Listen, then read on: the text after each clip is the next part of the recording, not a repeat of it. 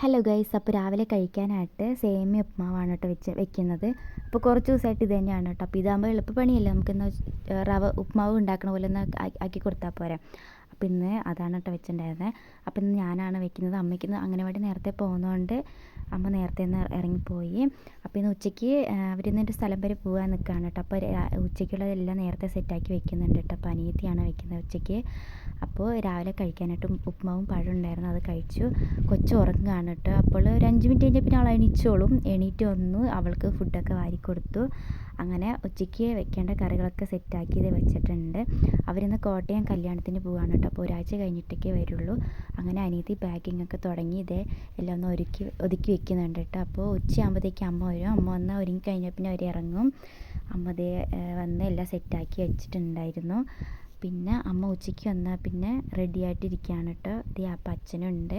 അപ്പോൾ 3 പേര് ഇന്ന് പോവുകയാണ് കേട്ടോ ഗൈസ്.